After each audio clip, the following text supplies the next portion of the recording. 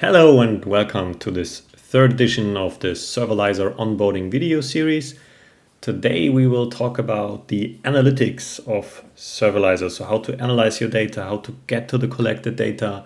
All of that will be covered in this video, and we will start again in our onboarding workspace.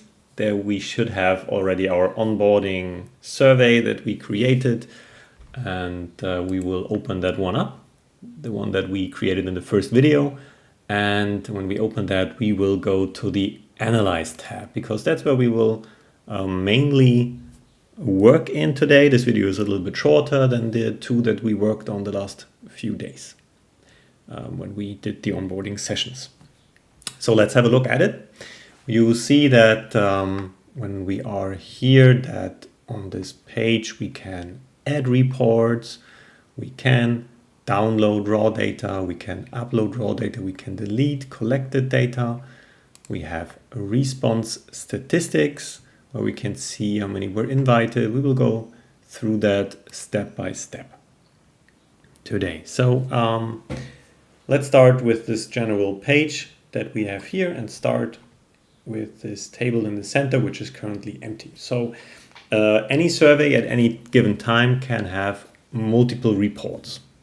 So it's not limited to one report. You can have multiple reports with different data filters to analyze different parts of your data. So that is possible. You can have different dashboards, different content.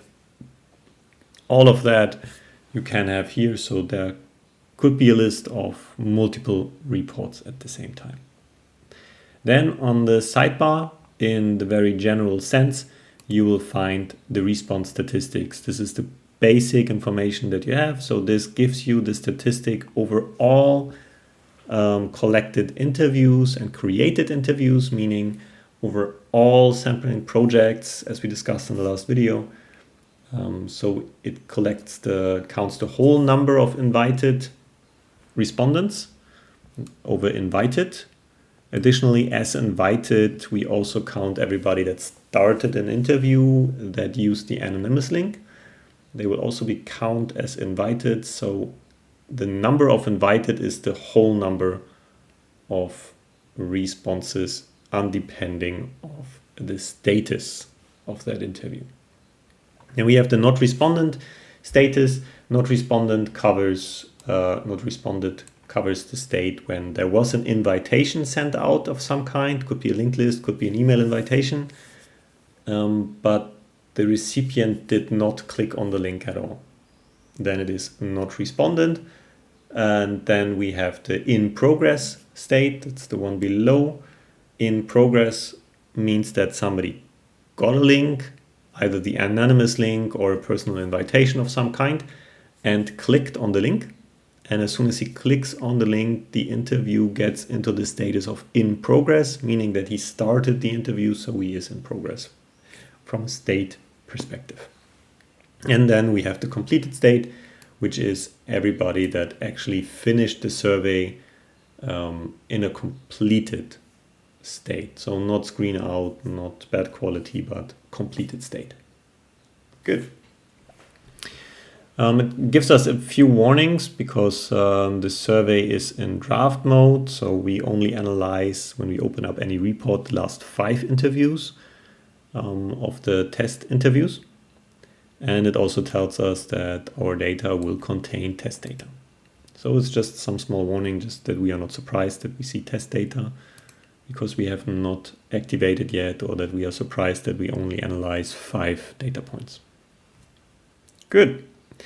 Then we have some additional functionality depending on your license. We have the possibility to manage the code plan. We won't cover this in this video, because this video will actually only cover the basics, and manage the code plan is not necessarily a basic functionality, and it anyway only comes with the expert license. Similar with the edit raw data and the UI, it's very similar to downloading the raw data, so we will cover that in a minute. And below that, we will also not cover in this video, but for everybody with higher licenses and credits, it's interesting just to know that here we find the AI functionality that we can enable, or the interview weighing that we can enable on our surveys. Good.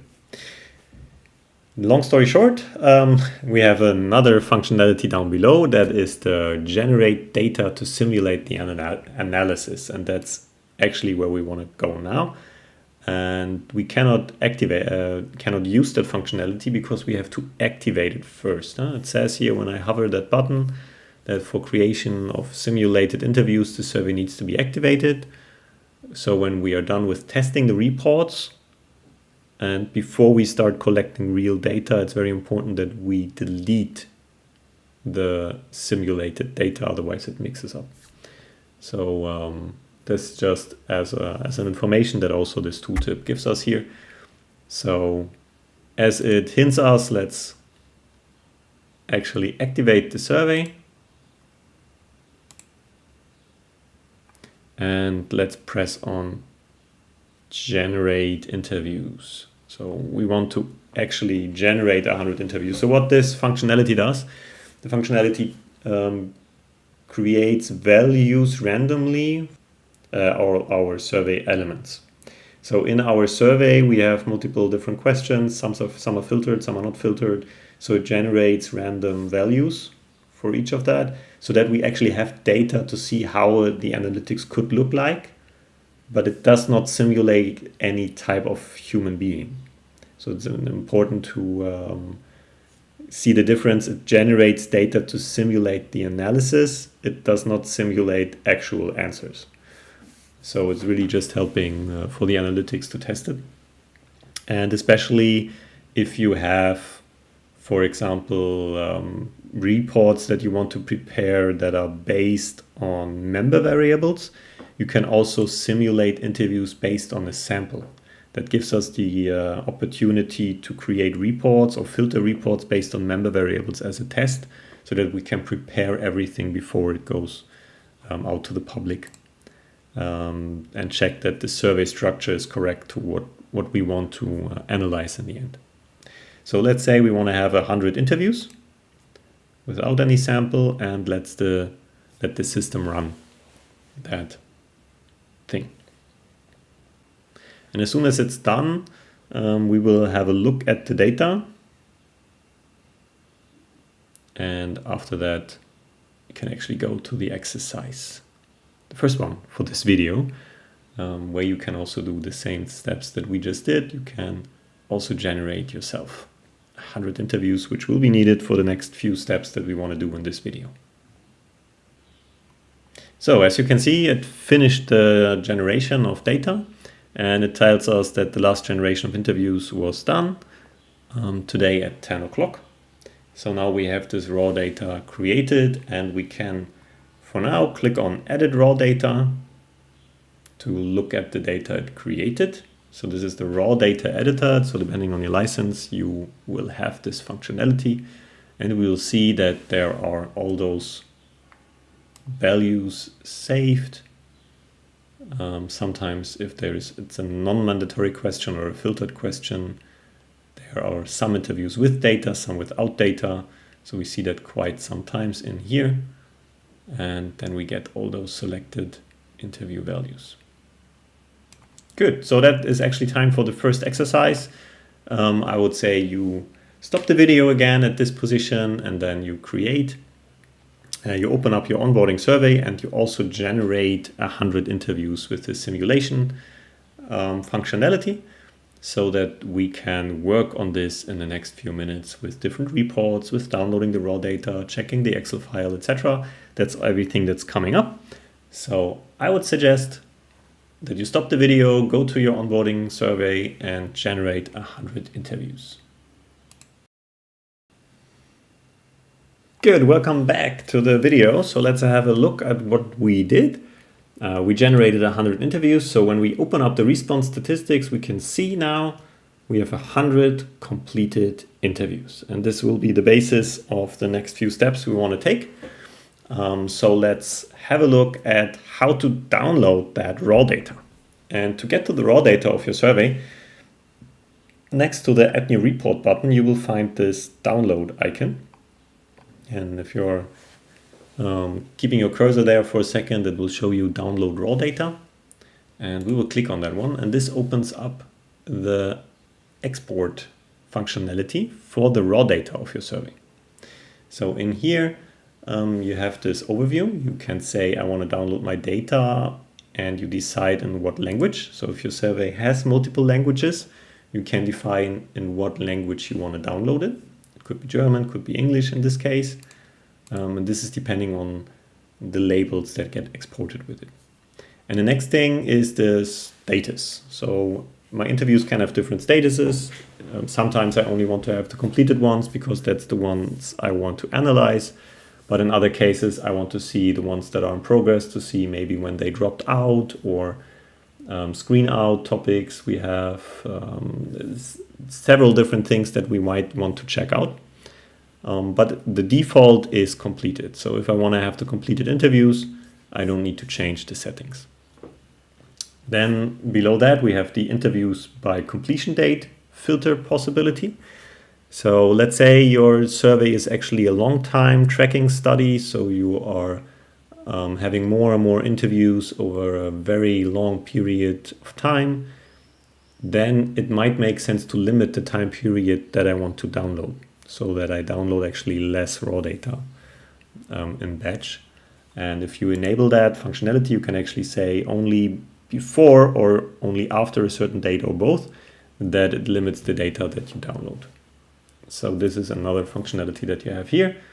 And below that, we have the possibility to download into the different formats.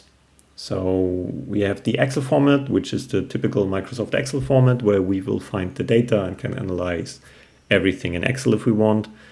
We have the SPSS file format, so that's existing. If you use SPSS and if you are used to SPSS, you are able to download in that format as well.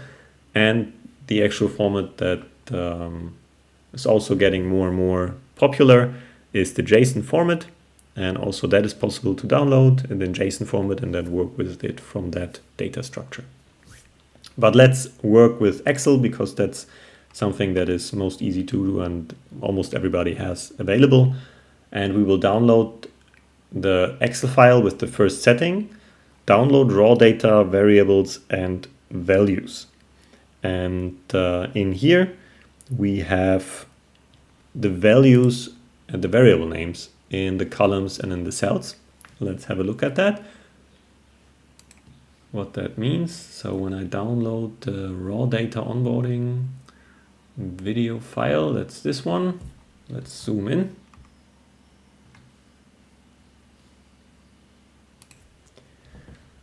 So, and that's the file that got created. We see here interview start date and end date is the same, basically because that was generated by the system. That's why they have all the same timestamp.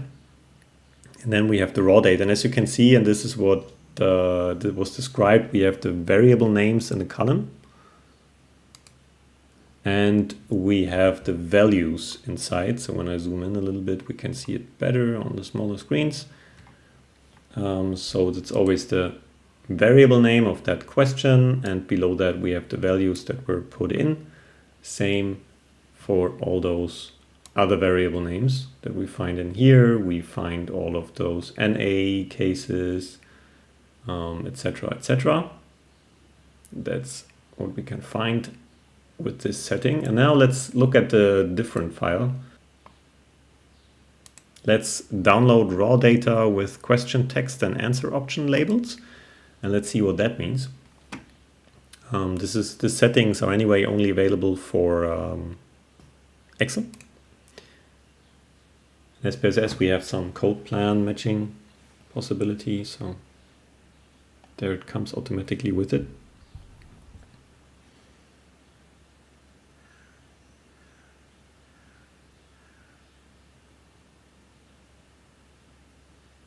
So, and there we see that's the difference. So in this case, we actually find the questions on top. So we have the question text and we have all of those values in there. For multiple response, we see checked or unchecked instead of 0 and 1.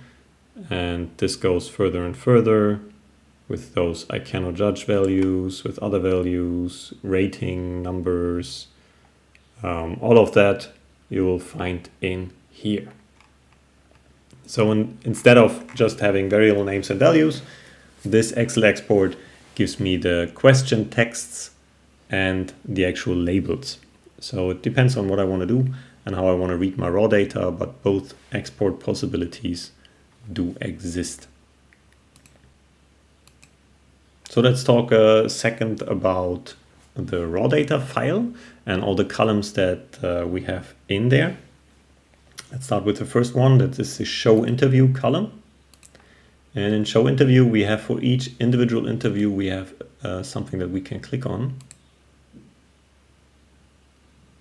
So let's open that up. That's the interview, show interview link. And that actually downloads me a PDF file we want to have a look at quickly. So this is the interview that got generated, and now we see what was actually created in here. What was selected for that member, what did they say, what are the values, etc., etc. Okay, so that is the answers column. Then we have the state, which is clear, we already filtered by completed state. The start date, so we know exactly at what date and time the respondent started. And we also know when they ended.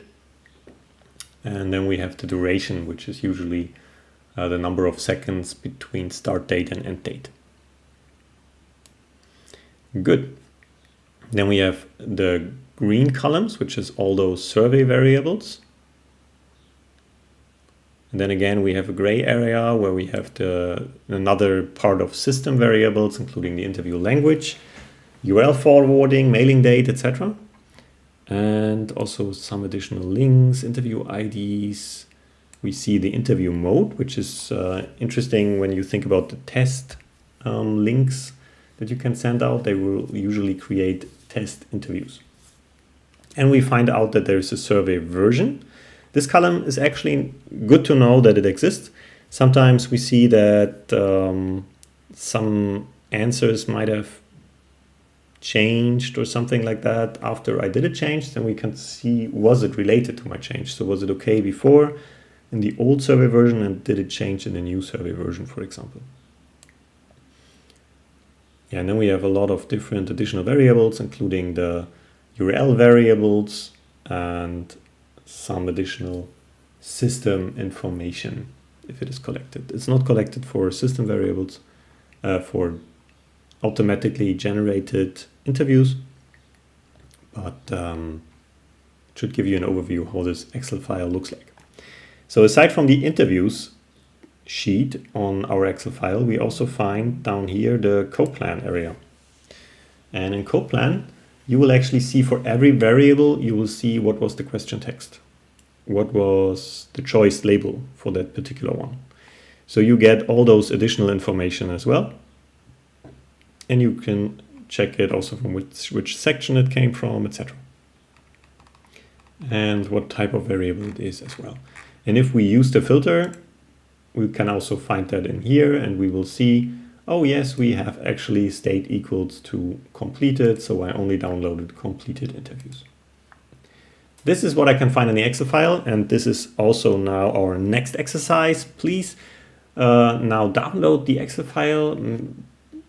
Do it also in both versions, once with the question text and labels and once with the variable names and values, and check it out. Check if there is anything that raises questions for you, if everything's clear, if you can use the data as it gets exported, and if any questions arise, feel free to contact your customer success manager. Okay, so far so good. We will do that next. That is the current one, and then after this exercise, we will start exporting into the two different export types. We will next cover the basic report and the segmented Excel report. Okay, welcome back to this onboarding video. We will now go to the next step. We already generated data, we saw the raw data, and now we want to have a look on how to create reports with the system. So Survalyzer is in general capable to create a report that you can look at, where each individual question gets its own visualization of the collected data, including a table. And we want to have a look at that with the basic report first. So let's click on basic report, and this allows us to create one. Every report has a name. So you see here, it's just something that will appear on the Analyse page. And we will call this now onboarding video report. And you can define the language. So every survey you can have in multiple languages. And when you create a basic report, you decide in what language that report will be created, and we will create it in English. And you can have a color scheme. There's always a default color scheme. We will now create and use the primary one, default one, and then go to the next step. So now, since we named it, we decided what color it should be and what language we want to have, we can select what questions we want to analyze. So you can select what questions should be included in a report. Sometimes you only want to include a special question. Sometimes you want to just exclude some specific questions. So let's say I have a question about the name of somebody, where I ask for the first name and the last name. This is not necessarily something I need to have in the report later on. So I could exclude that. I could not select that question. But now for this case, we select all questions and see what happens then. So we see that each question is listed in here by section, and we also are able to select the chart type we want to use for that particular question. So it pre-selects the chart type based on the question type, but you're always able to change that depending on your specific needs. Then it also, as you can see, it allows us for the semi-open other things in here to, for example, create a word cloud. Just a quick explanation. A word cloud counts the number of times each word was used, and then based on the number of times that word was used in all those text entries for that variable, it appears bigger. So that's what a word cloud is. So the size of the word gives us an indication of how often it was used. Good. It's a word cloud, so we could enable that. We don't do that right now. We have this why don't you buy online. We have all the other questions from the list piping, where we use the list item. And then we actually also have a word cloud for why is something a personal favorite. Good. So long story short, that's the question selection and chart type selection for the basic report. Nothing else to do here. So the next step is the filter step. And in here, I can decide what data I want to filter and what I want to have to look at. And if I go here, survey attributes, and for example, I say the age, I can say the age should be greater than 50. And then I see, okay, around half my data set is older than 50, and I only want to analyze that. So I have the possibility to set that with the filters. But let's say we don't want to filter anything, we just use the whole data set. Okay, so and then we come to the so-called activation step. So as soon as we are on this step, the report is ready to be looked at. And when we click on this link, that's the first link and the URL that is shown here, then it opens up a report in a new tab.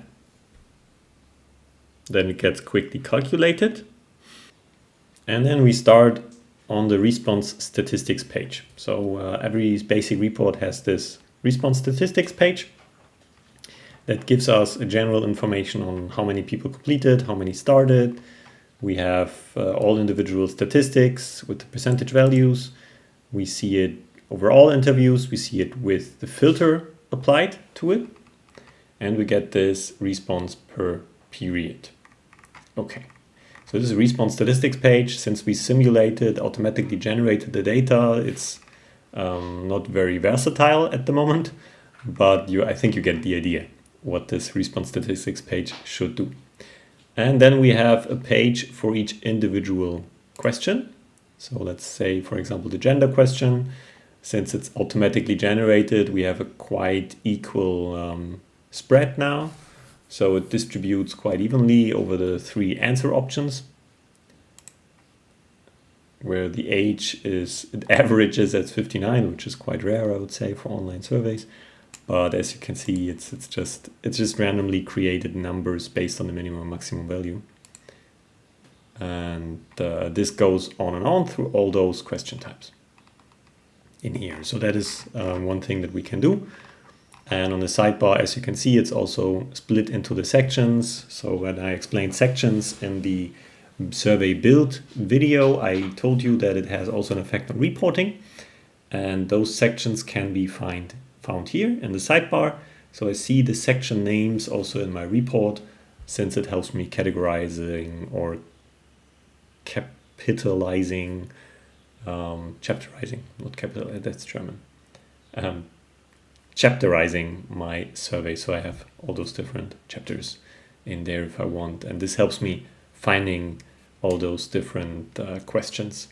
So if I have a screening section, for example, it makes sense that we can have also the section, the page group here, where it says screening section, screening questions, etc.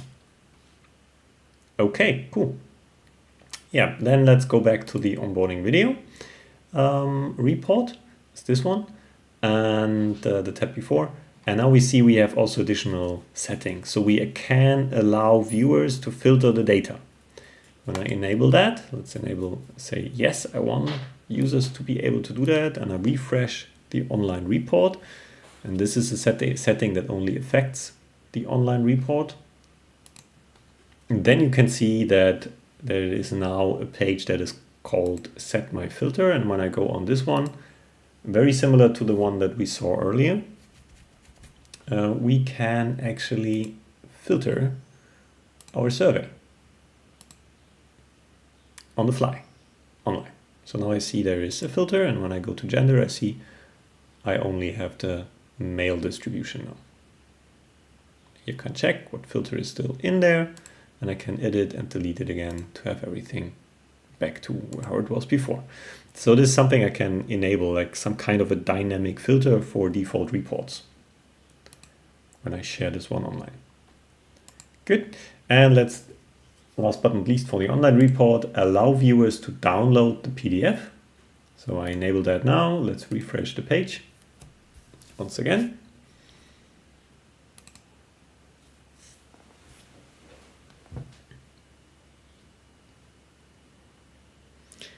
And now you can see in the sidebar navigation, I can say download PDF, and now it creates me, for the online viewers, a PDF of my current report that I have opened. So this can take up to 20 seconds, depending on how many pages this has to render in the background, and then I can download the PDF. It's basically the same PDF that I can download when I go back to the wizard on the activation steps, the same PDF download here. The main difference is if I allow viewers to filter data, then they can also download the PDF with their filter settings that I have applied. And we have all those different types of report with also native charts inside. If I export Word, Excel, or PowerPoint, they are native charts that get generated for all the chart types that are supported. So when I do a Word export, let's have a look at that Word export.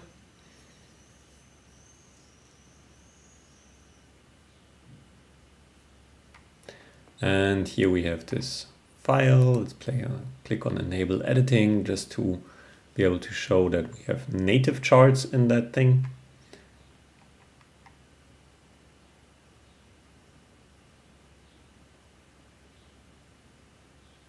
Good, and there it is. And then we see we have a table of contents that gets generated based on each question and each table. We can directly find them in here. And we have those native charts that we can potentially also redesign if needed. So we have all those different possibilities since they are native. And so for each page, For each question we have one page with the table, same that we saw online, and the chart for it.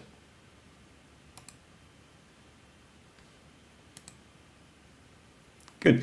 Then we have a PDF, an Excel export, and a PowerPoint report. And I would say we make, again, a quick break on this position, and you create yourself a basic report and play around with the settings, download the different formats, check them out, check the different report formats, and see if any questions arises from your side. And again, if any questions come up, please write them down, send them to your customer success manager, and he will be happy to help you and answer those questions for you. Okay, welcome back to this Analyse onboarding video. And next thing we will do, since we now have this basic report, as you can see, so now the table actually has a report, we will also create a segmented Excel report next. But let's quickly and shortly talk about the report when I create them. So anytime I open the report, it generally also, that report generally gets calculated each time from scratch. What that actually means is that every time I open up that report, I get the most recent data included in it. So it's always real time when I see the data. And this is quite an advantage, especially if I track my ongoing study. I have this report that I can bookmark. I can open up that link to that report and always see how my response currently behaves. For example, I have my response statistics page where I get those responses.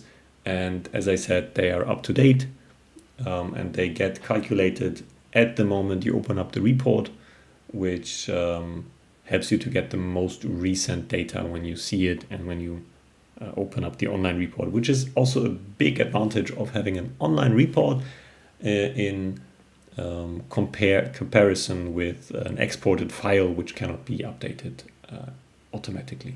So you always would need to download the latest version, but online you just click on the link, open the latest online version, and it's already updated since it's calculates it with the latest data. Good. So next thing on the list for the basic one is the segmented Excel report, because all of you guys out there, you have a segmented Excel report as soon as you have the professional license.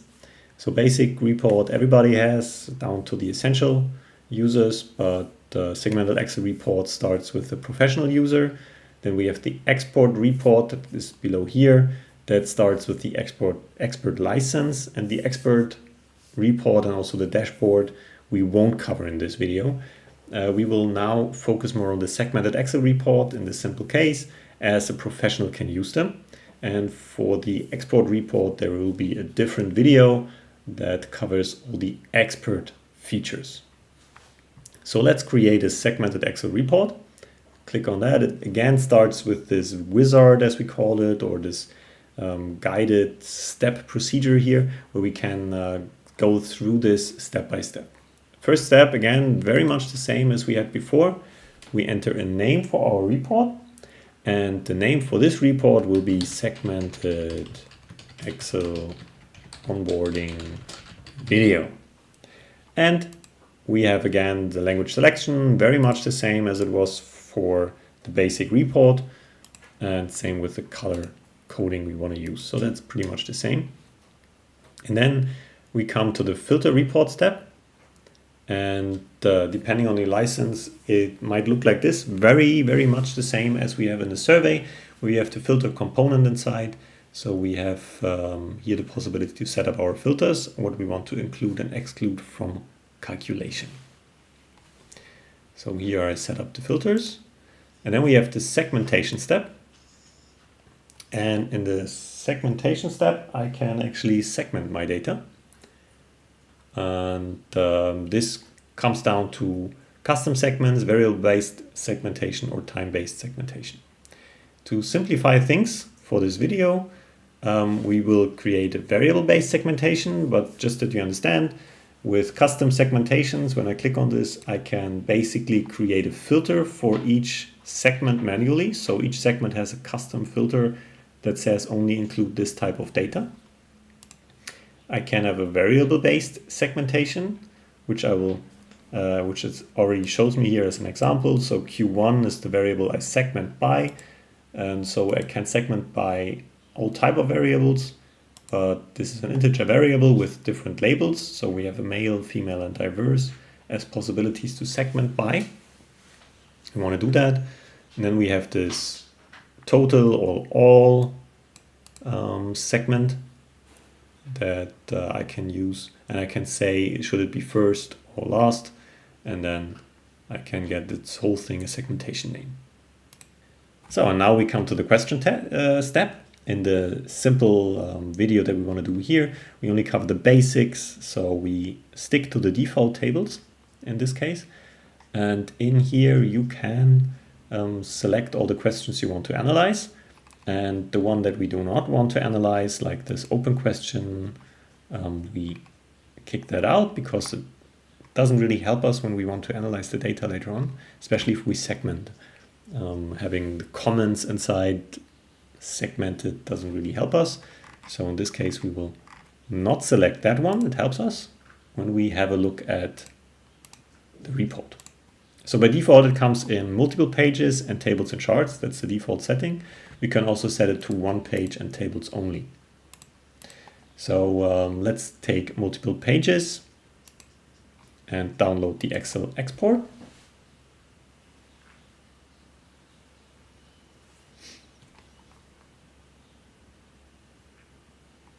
Now we have it. Let's open it up.